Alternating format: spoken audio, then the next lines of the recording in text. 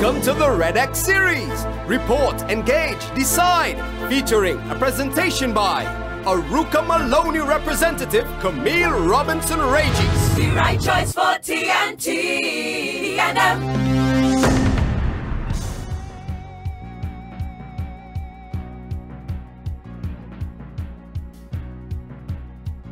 My name is Camille Robinson-Regis. I am the candidate for Aruka Maloney.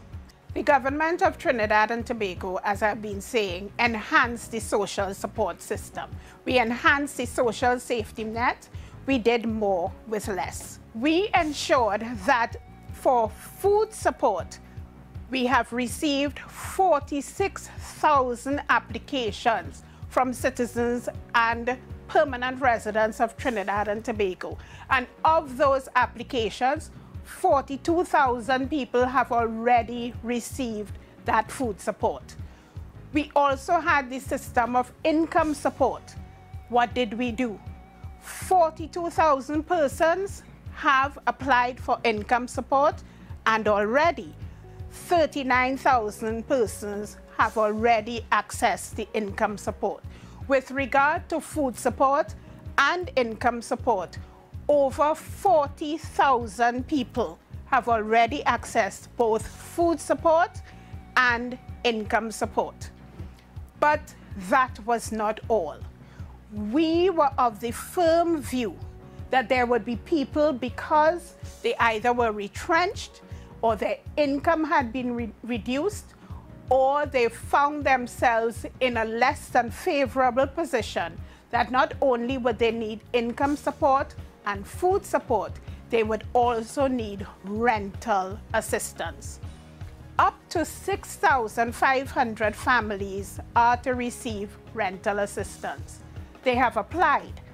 Thus far, 5,365 persons have received that rental assistance. We were of the firm view that we needed to ensure that everybody in Trinidad and Tobago could access assistance of some nature. So we went directly to the faith-based organizations, and we have put aside the sum of $30 million to ensure that these organizations can help the people of Trinidad and Tobago by providing food support to these persons. Thus far, 85,500 persons have been able to access the hampers from the religious organizations. And to date, we have been able to ask the umbrella organizations, and that is to say, 66 umbrella religious organizations have been given the funding to make sure that they can give the food to those most in need. And we have also been able to give to 83 smaller churches, mandirs, temples, and mosques to be able to give food support. We have spent $10 million throughout the religious organizations in order to help the people of Trinidad and Tobago. Ladies and gentlemen, it is clear that we understood what was the need at the particular point in time. I have told you what we have done on the macro level, but now let me tell you what we did at the more micro level. With regard to persons who were on the NIS system, we were able to give over 47,000 persons grants, that is to say, the salary relief grant. 20,500 families benefited from the food card that was given to MPs, that is, Member of Parliament. Each one was given 500 food cards to give to students who are registered for the school feeding program. You would recall that we had to close the schools very early, and it meant that those children who normally would get the school feeding would not have had access to the school feeding. And so what did we do as a government that cares about the people of Trinidad and Tobago?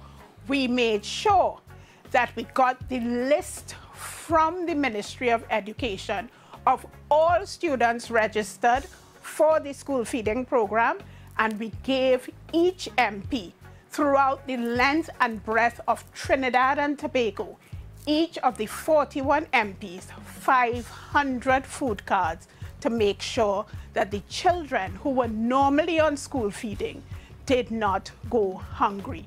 What we also did was we made sure that we gave them a list, and any person who was normally the recipient of a permanent food card, they did not qualify because, as I said before, we topped up all the food cards. We gave additional funding to all food card recipients. So it meant that it was only for those families who were not on the permanent food card. We also made sure that maxi taxi drivers and operators benefited from a fuel support grant. And that grant was in the order of $2,000, a one-off grant. And ladies and gentlemen, you might say, well, this government really did a lot for the people of Trinidad and Tobago. But let me tell you that that was not all. We also ensured that we did a hamper with NAMDEVCO, that is to say the Ministry of Agriculture. So we had what is called a market box hamper, where persons were able to access fresh fruits and vegetables, 2 chickens, and also a voucher for $250 to be able to use at the grocery. And with this voucher and the market box hamper, we have already impacted 19,000 families, because through the network of the ministry and through the network of the members of parliament and other non-governmental organizations, we have been able to give these hampers. Thus far, we have already spent over $9 million on this market box hamper. We have also ensured that artists who would normally have been traveling at this time for different events, those who would probably have been working in the bars or clubs that had to be shut down, we have given a one-off grant of $5,000 to these artists. And we didn't end there. We spoke to the banks, and they have made sure that with regard to credit cards, the rates have been lowered. With regard to mortgages, there has been a moratorium on mortgages, not only with the commercial banks, but also with the Ministry of Housing through the HDC.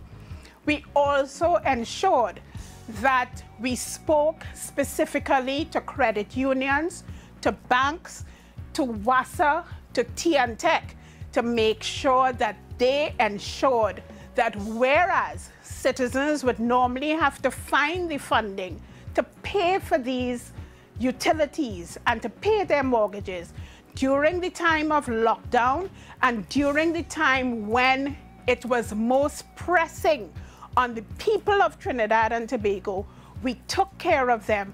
We spoke to the commercial organizations, and we ensured that they were taken care of. But what else did we do?